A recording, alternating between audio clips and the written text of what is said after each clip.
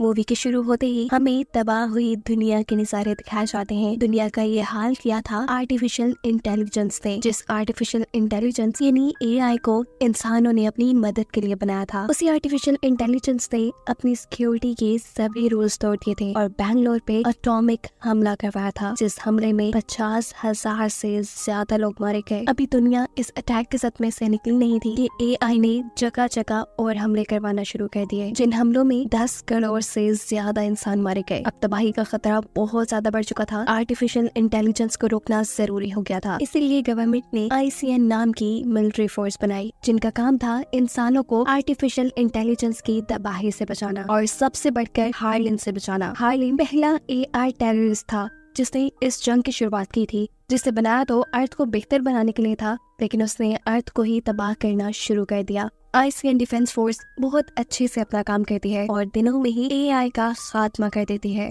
अपने आप को हारता देखकर हार्लिन की दुनिया छोड़कर चला जाता है और पीछे छोड़ जाता है एक मैसेज कि मैंने जो शुरू किया है वो मैं ही खत्म करूंगा। यानी दुनिया से खतरा भी टला नहीं था। कहानी आगे बढ़ जाती है और हमें 28 साल बाद का वक्त दिखाया जाता है। इन 28 सालों में दुनिया में तकरीबन अमन और सुकून ही रहा, लेकिन अब ICN को आर्टिफिशियल इंटेलिजेंस के किसी एक आदमी के इस दुनिया में होने की खबर मिली थी। इसलिए ICN एक बिल्डिंग पर रेड करती है जहाँ मौजूद सभी इंसानों को वो अपने स्कैनर से स्कैन करने लगे और वहीं उन्हें मिला एक आर्टिफिशियली इनहेंस्ड इंसान। यानी है वो इंसान ही, लेकिन आर्टिफिशियल इंटेलिजेंस ने उसे और उसकी पावर्स को मॉडिफाई करके अपना गुलाम बनाया हुआ है। ICN उसे पकड़ने में लग जाती है, पर ये इतना ताकतवर था कि ICN के ट्रेंड पावरफुल सोल्जर्स को भी खिलौनों की तरह उठा कर था। इस आदमी का नाम था कास्का, जिसे ये लोग बहुत मुश्किल से बिजली के झटके देकर कंट्रोल में लाते हैं। सीन कट होकर हमें एटलस से मिलवाया जाता है, मूवी की मेन कैरेक्टर और ICN की टेररिस्ट एनालिस्ट, जो आर्टिफिशियल इंटेलिजेंस या फिर दूसरे किसी भी टेररिस्ट की जांच करती थी। उन्होंने वैसे भी AI टेररिस्ट के ऊपर बहुत सारा रिसर्च वर्क किया हुआ था। वो उनके बारे में सब जानती थी। सुबह होती है और उसे न्यूज के जरिए खबर मिलती है कि ICN ने हार्लिन के असिस्टेंट कास्का को पकड़ लिया है। हार्लिन का नाम सुनते ही एटलस घबरा चुकी थी। वो जल्दी से तैयार होती है और अपने एक ऑफिसर के साथ एक शिप में बैठ के ICN के लिए निकल जाती है। यही अब हम जर्नल से मिलते हैं, जो किसी खास मिशन के सिलसिले में कर्नल से मीटिंग में थे। उनसे कहते हैं कि मुझे एटलस पे पूरा एतबार है, उसकी आर्टिफिशियल इंटेलिजेंस पे रिसर्च बहुत अच्छी है। मुझे यकीन है कि वो हार्लिन के बारे में बहुत कुछ जानती होंगी। पर कर्नल उसके साथ काम करने के लिए तैयार नहीं थे, क्योंकि वो लोगों से ज्यादा घुलती मिलती नहीं थी। अगर वो आज कास्का का इंटरव्यू लेने में फेल हो गई तो फिर हम उसके मास्टरमाइंड हार्लिन तक कभी नहीं पहुंच पाएंगे। लेकिन जर्नल ये सब बातें सुनने के बाद भी एटलस को ही ये काम देना चाहते थे। वो अब एटलस से मिलते हैं और उन्हें बताते हैं कि जरूर हार्लिन कोई बहुत बड़ी गेम खेलने वाला है। उसके जहन में कोई बहुत बड़ा प्लान है, जिसकी वजह से अर्थ पे बड़ा खतरा भी आ सकता है। और इन सारी चीजों के बारे में जानने के लिए तुम्हारे पास सिर्फ एक ही मौका है कि तुम कास्का की बहुत अच्छे से इन्वेस्टिगेशन करो। ये सब बातें सुनने के बाद एटलस उस रूम में जाती है जहाँ कास्का का हेड रखा गया था। वो उससे इन्वेस्टिगेशन स्टार्ट करती है। काफी सारे सवाल पूछने के बाद वो कास्का से हार्लिन का पता पूछती है, लेकिन उसके किसी भी बात पे मुंह ना खोलने पर एटलस को गुस्सा आ चुका था। एटलस उसे बहुत जोर का बिजली का करंट देती है और साथ ही उसे रीसेट करने की भी धमकी दे देती है। धमकियां तो वो सुनने वाला नहीं था, इसीलिए एटलस उसे रीसेट करने पे काम शुरू कर चुकी थी और ऐसे उसे झांसा देते हुए वो उससे हार्लिन का पता चलवा लेती है कि हार्लिन इस टाइम दूसरी गैलेक्सी के एक प्लैनेट पे है। ऐसा करने पे कास्का का तो प्लान फेल हो रहा था, इसीलिए वो एटलस के ऊपर हमला करता है, लेकिन उससे पहले ही एटलस अपने सामने एक सिक्योरिटी शील्ड बना चुकी थी। हार्लिन का पता पूछने के बाद वो उसे इलेक्ट्रिक शॉक देकर मार देती है, जिसके साथ ही ICN की पूरी टीम अब उससे इम्प्रेस हो चुकी थी, क्योंकि इतने साल से जो ICN नहीं कर पाई थी वो आज एटलस ने कर दिया था। उसने हार्लिन का पता चला लिया था। अब ICN का प्लान था कि वो हार्लिन के पास पहुंचकर उसे खत्म कर देंगे। ना हार्लिन होगा और ना ही फिर इस दुनिया पे कोई खतरा रहेगा। एटलस भी जर्नल से इस मिशन का पार्ट बनने की रिक्वेस्ट करती है और कहती है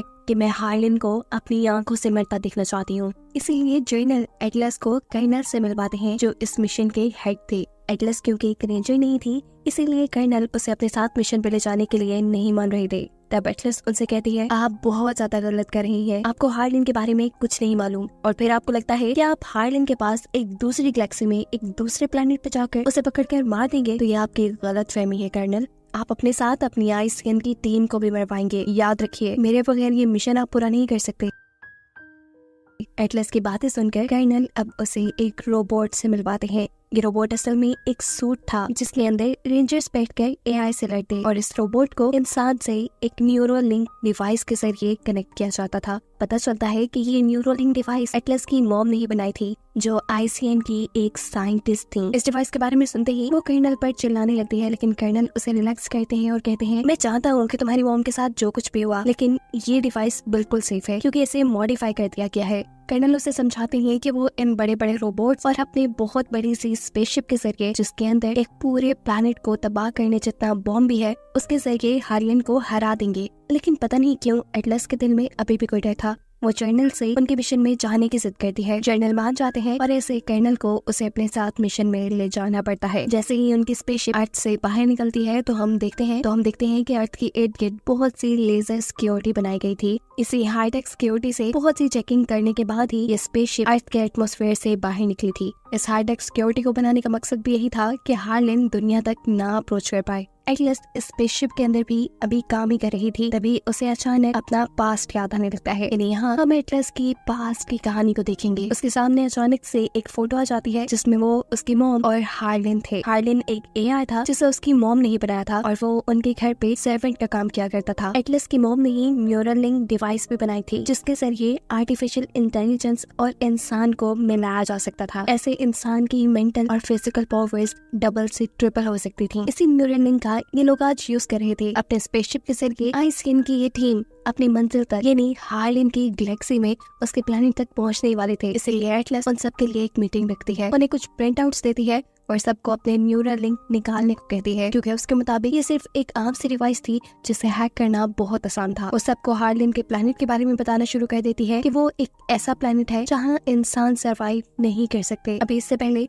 कि वो हार्लिन के बारे में ज्यादा कुछ बताती, वो नोटिस करती है कि लोग उसी के बारे में बातें कर रहे हैं कि ये एटलस हार्लिन के बारे में ज्यादा ही सोच रही है। उनकी बात के जवाब में एटलस गुस्से में आ चुकी थी। उसे कहती है, तुम क्या जानते हो हार्लिन के बारे में? मैं हार्लिन को करीब से जानती हूँ और जिस न्यूरोलिंक डिवाइस और रोबोट को लेकर आप लोग इतने कॉन्फिडेंट हैं, मैं याद करवा दूं आप लोग को कि वो दोनों भी सिर्फ डिवाइसेस ही है और किसी भी टाइम उन्हें हैक किया जा सकता है। और अगर आप लोग की डिवाइसेस हैक हो गई तो समझिए आप लोग उसके सामने कुछ भी नहीं। उसकी ये बातें सुनकर अब तो ये सारे भी डरने लगे थे। इसलिए कर्नल एटलस से कहते हैं, ये क्या कह दिया आपने मिशन से ठीक पहले ही क्रू को डरा दिया है। ऐसे में वो कभी भी अपना 100% नहीं दे पाएंगे। एटलस को भी अपनी गलती का एहसास था, इसीलिए वो कर्नल से माफी मांग लेती है। खैर अब ये लोग उस प्लेनेट के बिल्कुल करीब आ चुके थे। कर्नल यहाँ पर अपना रोबोटिक सूट पहन लेते हैं। यहाँ पर एटलस कर्नल से कहती है, अगर आपको लगता है कि आपने हार्लिन को पकड़ लिया तो याद रखिएगा कि वो उसका बिछाया एक ट्रैप होगा। अभी ये लोग यही बातें कर रहे थे कि अचानक स्पेसशिप के अंदर अलार्म्स बजने लग जाते हैं और वहाँ धमाके होना शुरू हो चुके थे, क्योंकि उनके आने की खबर हार्लिन को हो चुकी थी और हार्लिन उनका वेलकम उनके ऊपर बमबारी करके कर रहा था। हार्लिन के एआई उनकी बैटलशिप को पूरी तरह तबाह कर चुके थे। यहाँ पर ये लोग एटलस की जान बचाने के लिए जबरदस्ती एटलस को भी एक रोबोटिक सूट में बिठा देते हैं और एटलस इन्हें समझाती रह जाती है कि नहीं, मुझे इसमें नहीं बैठना, मुझे इसे ऑपरेट करना नहीं आता। लेकिन कोई उसकी बात नहीं सुनता क्योंकि इनका बैटलशिप तबाह हो चुका था और अपनी जान बचाने के लिए इन्हें डायरेक्ट प्लैनेट के ऊपर जंप करना था। अभी ये लोग स्पेस में ही थे कि बहुत से एआई रोबोट्स के साथ इनकी जंग शुरू हो जाती है। इनका बैटलशिप भी ऊपर से तबाह होकर नीचे गिरा था, जिसे देखकर एटलस घबरा चुकी थी क्योंकि बैटलशिप ठीक उसके ऊपर था। ऐसे में वो मर जाती, लेकिन यहाँ पर आईसीएन का एक सोल्जर उसे पकड़ के बचा लेता है। कर्नल इस वक्त वीडियो मैसेज में एटलस को कहते हैं कि तुम्हें न्यूरल लिंक यूज करना चाहिए, लेकिन एटलस उसके हक में नहीं थी क्योंकि उसे एआई प्रोग्राम पे यकीन नहीं था और ऐसा करने की वजह से उसका रोबोटिक सूट बहुत जोर से जाकर नीचे गिरता है, जिसकी वजह से एटलस को भी चोट आ जाती है। वो बेहोश हो चुकी थी। जब उसे होश आया तो उसके आसपास कोई नहीं था। वो सभी लोगों से कांटेक्ट करने की कोशिश करती है, लेकिन ये मुमकिन नहीं हो पाता। उसे अब रोना आने लगा था। ना चाहते हुए अब वो अपने रोबोटिक सूट के सिस्टम को ऑन करती है क्योंकि वो जल्द ही अपने रेस्क्यू पॉड तक पहुंचना चाहती थी अपनी जान बचाने के लिए, लेकिन रेस्क्यू पॉड उनसे बहुत ज्यादा दूर था। एटलस अपने सूट से कहती है कि वो उसे रेस्क्यू पॉड तक ले जाए। ये रोबोटिक सूट उसकी बात मानकर काम करने लग जाता है, लेकिन वो बहुत जोर जोर से जंप कर रहा था। ऐसे में एआई रोबोट्स के उनको देखने के चांसेस ज्यादा थे। एटलस उसे आराम से चलने को कहती है, लेकिन वो उसकी कमांड नहीं सुनता क्योंकि अभी तक एटलस ने उसे अपने साथ कनेक्ट नहीं किया। ना चाहते हुए अब एटलस को इस मशीन को अपने साथ कनेक्ट करना पड़ा था और ऐसा करने के लिए वो उसका रेटिना स्कैन करता है, जिसके बाद वो काफी हद तक एटलस की बातें समझने लगा था। अब आहिस्ता आहिस्ता चलते हुए वो रेस्क्यू पॉड तक जा रहा था। रास्ते में एटलस उससे पूछती है कि हमारे पास कितने वेपन्स हैं। जवाब में रोबोट कहता है, हमारे पास 7 वेपन्स हैं, जिसमें एक सबसे पावरफुल वेपन हमारे पास आयरन बॉम्ब है, एक ऐसा बॉम्ब जो आधे प्लैनेट तक को तबाह करने की ताकत रखता है। ये रोबोट एटलस को अपना नाम स्मिथ बताता है, लेकिन एटलस कहती है नाम बताना कोई जरूरी था, तुम तो एक कंप्यूटर प्रोग्राम हो। जवाब में वो कहता है नहीं ऐसा नहीं है। चलते चलते ये लोग काफी आगे तक पहुंच जाते हैं, उस जगह जहाँ इनका स्पेसशिप तबाह हुआ था। यहाँ वो देखती है कि ICN का कोई सोल्जर भी जिंदा नहीं बचा था, क्योंकि सबको ही आर्टिफिशियल इंटेलिजेंस के रोबोट्स ने मार डाला था। एटलस ये सोच के दुखी थी कि इन सब को मारने वाला हार्लिन ही है। वो अब अपने रोबोटिक सूट से इन सब लोगों के टैग इकट्ठे करने को कहती है, जिसके बाद वो इन सब के लिए प्रे करती है कि गॉड इनकी सोल को पीस दे और इनकी सोल्स को हेवन में ले जाए। वो यहाँ कर्नल के रोबोटिक सूट के पास जाती है, लेकिन देखती है कि कर्नल अपने सूट के अंदर नहीं थे। इधर करीब ही उसे कास्का भी नजर आ जाता है, हार्लिन का असिस्टेंट। लेकिन वो सोचती है कास्का को तो उसने खुद मारा था, पर फौरन ही उसके जहन में ये भी बात आ जाती है कि हार्लिन ने जरूर दूसरा भी बना लिया होगा। देखते ही देखते यहाँ पर बहुत से AI रोबोट्स आ चुके थे, जिनकी नजर अब एटलस पे भी पड़ गई थी। वो एटलस पे हमला करने के लिए आगे बढ़ते हैं और इनसे बचने के लिए एटलस आगे की तरफ भागते हैं। आगे तूफान आ रहा था, उसने ये देखा नहीं और वो तूफान में फंस चुकी थी। मुश्किल से वो तूफान से निकलती है तो अब सामने दोबारा रोबोट्स उसे मारने के लिए खड़े थे। ये बहुत सारे थे। वो इनसे लड़ नहीं सकती थी क्योंकि वो रेंजर नहीं थी, उसे वेपन्स यूज करना नहीं आते थे। इसीलिए वो अपने रोबोट को ये ऑर्डर देती है कि वो यहाँ आयरन बॉम्ब यूज करे। हालांकि रोबोट ये करना नहीं चाहता था, लेकिन एटलस के हुक्म पे उसे करना पड़ता है। देखते ही देखते यहाँ रोबोट्स के साथ हर चीज तबाह हो जाती है। लेकिन अगले ही पल यहाँ कास्का उनके पास आ रहा था, यानी वो इस हमले से भी नहीं मरा था। इससे पहले कि वो एटलस के रोबोट और एटलस को मार देता, अचानक जमीन के ऊपर दड़हाने आना शुरू हो जाती हैं और जमीन टूट के एटलस अपने रोबोट के साथ कई 100 मीटर जमीन के अंदर चली गई थी। नीचे गिरने की वजह से एटलस का पाँव फ्रैक्चर हो चुका था, इसलिए स्मिथ यानी एटलस का रोबोट उसके पाँव में एक मेटल प्लेट फिक्स कर देता है ताकि उसका पाँव और डैमेज ना हो। इस सारे प्रोसेस से एटलस को बहुत ज्यादा पेन हो रहा था, इसीलिए वो एटलस को एक ऐसा लॉलीपॉप देता है जिसका टेस्ट तो काफी गंदा था, लेकिन इस लॉलीपॉप में बहुत एनर्जी थी क्योंकि ये प्रोटीन से बना था। उसे लग रहा था कि अब वो यहाँ से नहीं निकल पाएंगे। तब स्मिथ यानी उसका रिपोर्टर से कहता है कि अगर आपने मेरे साथ कोऑपरेट नहीं किया तो हम दोनों की जान ही खतरे में पड़ी रहेगी। आपको मेरे साथ पूरी तरह लिंक्ड होना पड़ेगा। आपके न्यूरल लिंक डिवाइस का यूज करना चाहिए। बहुत सोचने के बाद एटलस वो डिवाइस अपने कान में लगा लेती है और ऐसे ये लोग 100% सिंक हो जाते हैं, यानी एक दूसरे से कनेक्ट हो जाते हैं। दूसरी तरफ कास्का हार्लिन को एटलस के उनके प्लेनेट पे आने की खबर दे चुका था। हम देखते हैं कि इस टाइम हार्लिन की कैद में कर्नल थे जो अभी भी जिंदा थे, लेकिन हार्लिन उसे बहुत ज्यादा टॉर्चर कर रहा था। यहाँ पर एटलस जमीन में बने सिंक होल से बाहर निकलने का सोच रही थी, लेकिन वो ये बात जानती थी कि अगर वो बाहर निकली तो AI रोबोट्स उसे मारने के लिए तैयार खड़े होंगे। तब स्मिथ उसे कहता है कि ऊपर जाने में हमें पावर भी ज्यादा लगेगी और ऊपर खतरा भी ज्यादा है। मैंने ऑब्जर्व किया है यहाँ चंद ही किलोमीटर बाद एक गार है, हम वहाँ चलते हैं। ये लोग उस गार की तरफ चलते हैं और वहाँ से निकलने के बाद ये लोग AI रोबोट से बचने में कामयाब हो चुके थे, लेकिन उनकी बुरी किस्मत कि एक ड्रोन की नजर उनके ऊपर पड़ चुकी थी, जिसके जरिए कास्का उनका पता चला चुका था। चलते चलते एटलस एक रेगिस्तान में पहुंचते हैं जहाँ के पहाड़ों के अंदर से अजीब नीली रोशनी निकल रही थी और साथ वहाँ पे कुछ पौधे फूल भी लगे हुए थे और ये सभी फूल भी चमक रहे थे। एटलस को ये बहुत पसंद आए, इसीलिए एटलस ने उनका नाम प्लांटी रख दिया। स्मिथ के बाद जानता था कि कास्का को उनकी लोकेशन का पता चल गया है और वो उनके पीछे भी आने वाला है, इसलिए वो अपने पीछे एक बॉम्ब प्लांट कर देता है। जैसे ही ये लोग आगे बढ़ते हैं, पीछे से कास्का आ जाता है और कास्का के आते ही स्मिथ का लगाया बॉम्ब ब्लास्ट हो चुका था। इनको लगा था कि अब कास्का मर गया होगा, इसीलिए एटलस पीछे जाकर जब उसे चेक करती है तो देखती है कि कास्का का सर अभी भी बचा हुआ है। उसे मारने के लिए वो उसका सर कुचल देती है और सर में लगे सिस्टम के जरिए पता चलाती है कि हार्लिन यहीं कहीं है। वो हर हाल में हार्लिन के पास जाकर उसकी लोकेशन को टैग करना चाहती थी ताकि ICN की अगली आने वाली टीम आराम से हार्लिन को तबाह कर सके। हार्लिन के पास जाकर उसकी लोकेशन को टैग करने के लिए स्मिथ एटलस को मना करता है, पर एटलस को क्योंकि हर हाल में काम करना था, इसलिए वो स्मिथ का न्यूरल लिंक उतार देती है जिसके जरिए वो स्मिथ से कनेक्टेड थी उसकी। लेकिन स्मिथ कहीं ना कहीं अभी भी उसके साथ अटैच था। वो उसे वो टाइम दिखाकर इमोशनल करने की कोशिश करता है जब हार्लिन एटलस के घर पे रहा करता था, पर एटलस उसे समझाती है कि इमोशनल होने का वक्त नहीं है स्मिथ। अगर आज हमने ये कदम नहीं उठाया, ये खतरा मोल नहीं लिया, तो जितने भी ICN के लोग यहाँ शहीद हुए हैं उन सब की मौत जाया हो जाएगी। स्मिथ उसकी बात मानकर आगे बढ़ जाता है। ये लोग हार्लिन की बेस तक पहुंच जाते हैं। जाते ही एटलस हैरान परेशान हो चुकी है क्योंकि हार्लिन के पास उनकी बैटलशिप है, साथ ही उनका वो बॉम्ब भी जिससे वो आधे प्लेनेट को तबाह कर सकते हैं। यहाँ की टेक्नोलॉजी भी बहुत ज्यादा हाई थी। अचानक ही एक ड्रोन की नजर स्मिथ पर पड़ जाती है। इस तरह बहुत से AI रोबोट्स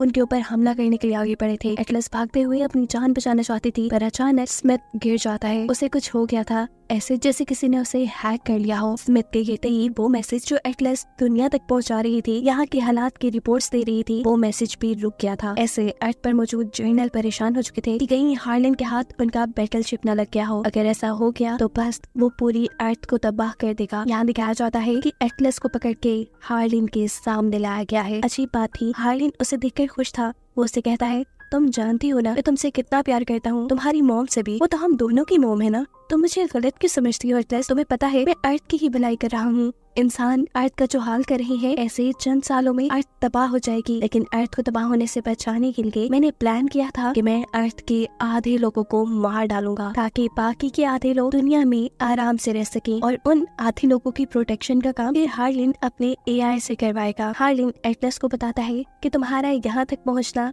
मेरा ही एक प्लान था। मैं खुद चाहता था कि आईसीएन मुझे ढूंढते ढूंढते यहाँ तक आए, क्योंकि मुझे उनका बैटलशिप और उनका बनाया वो ताकतवर बॉम्ब चाहिए था अपने मिशन को पूरा करने के लिए। अब वो एटलस से अर्थ के इर्द गिर्द बने लेजर का सिक्योरिटी कोड पूछता है ताकि वो अर्थ में एंटर कर पाए। लेकिन एटलस वो कोड नहीं जानती थी। कोड के ना बताने पर हार्लिन उसे बुरी तरह टॉर्चर करना शुरू हो चुका था। वहाँ पर कर्नल भी थे, जिन्हें भी हार्लिन ही टॉर्चर कर रहा था। कर्नल एटलस से पूछते हैं स्मिथ कहाँ है? जवाब में वो कहती है उसकी बैटरी लो हो गई शायद। कर्नल अब उसे अपना न्यूरल लिंक देते हैं और कहते हैं कि इसके जरिए स्मिथ को अपने पास बुलाओ। एटलस कांटेक्ट करती है, लेकिन जवाब में स्मिथ कहता है मैं आपके पास नहीं आ सकता, क्योंकि मैं आपके साथ 100% सिंक नहीं हो पाया था। ये बात सुनकर जोर जोर से एटलस रोने लगी थी। उसे लग रहा था कि दुनिया में जितनी भी प्रॉब्लम्स हैं सिर्फ उसी की वजह से है। तब कर्नल उसे समझाते हैं इसमें आपकी कोई गलती नहीं है एटलस, आपकी मॉम ने तो हार्लिन को भलाई के लिए बनाया था। उसने अपना सिक्योरिटी प्रोटोकॉल तोड़ा और ये सारे काम शुरू कर दिए, ये उसी की गलती है। उनकी इन सारी बातों के दौरान एटलस जोर जोर से रो रही थी और कहानी यही से फ्लैशबैक में जाती है, जहाँ हम देखते हैं कि उसकी मॉम हार्लिन से बहुत ज्यादा प्यार करती है। एटलस को भी अपनी मॉम का यही प्यार, यही प्रोटोकॉल चाहिए था, इसीलिए उसने अपने आप को हार्लिन जैसा बनाना शुरू कर दिया। वो वहीं अपनी मॉम का बनाया न्यूरल लिंक उठाती है और वहाँ से हार्लिन को अपने साथ कनेक्ट कर लेती है। उस टाइम एटलस एक मासूम बच्ची थी, उसे नहीं पता था कि इसके क्या क्या नुकसान हो सकते हैं। इसी चीज का हार्लिन ने फायदा उठाया। उसके दिमाग पे कंट्रोल करते हुए उसने अपने सारे सिक्योरिटी प्रोटोकॉल तोड़ दिए और दुनिया में तबाही मचाना शुरू कर दी। यही वजह थी कि एटलस आज तक इन सारी चीजों का जिम्मेदार अपने आप को मानती थी और ना ही वो अभी तक किसी से बात करती थी। इसीलिए तो उसे एआई और न्यूरल लिंक पे यकीन भी नहीं था। रोते रोते एटलस जर्नल को बताती है मेरी वजह से ये सब कुछ हुआ और मेरी वजह से ही मेरी मॉम मारी गई, क्योंकि जब हार्लिन फ्री हुआ था तो वो मुझे मारना चाहता था, लेकिन मेरी मॉम ने मुझे बचाने के लिए मुझे वहाँ से भगा दिया और वो मर गई। एटलस की ये सारी बातें, ये सारी यादें न्यूरल लिंक के जरिए स्मिथ भी सुन रहा था और ऐसे वो उसके साथ 100% कनेक्ट हो जाता है। स्मिथ अब उसके पास आ चुका था। एटलस अपने आप को फ्री करवाते हुए स्मिथ के अंदर बैठ जाती है और वो लोग तैयार हो जाते हैं यहाँ के रोबोट से लड़ने के लिए। स्मिथ के 4 हाथों का यूज करते हुए एटलस बहुत ही बहादुरी से यहाँ बहुत से एआई रोबोट्स को मार चुकी थी। हार्लिन के स्पेस में तबाही मच गई थी, इसीलिए हार्लिन ये सब कुछ चेक करने के लिए उसके सामने आते हैं। इससे पहले कि एटलस और उनके दरमियान में लड़ाई होती, एटलस आसमान में दिखता है, जहाँ इंसानों का ही बनाया हुआ बैटलशिप अब उसके कहने पर दुनिया में तबाही मचाने के लिए जा रहा था। ये चीज एटलस की भी नजर में आ जाती है। वो जानती थी कि उनका बैटलशिप अर्थ पे तबाही मचा देगा, इसीलिए वो बैटलशिप को रोकने के लिए उसके ऊपर फायरिंग शुरू कर देती है और उसकी ये कोशिश कामयाब भी होती है, क्योंकि बैटलशिप अब तबाह हो चुका था। और ये देखकर हार्लिन गुस्से से पागल हो जाता है। वो अब अपने हाथ से एक तलवार निकालता है एटलस से लड़ने के लिए।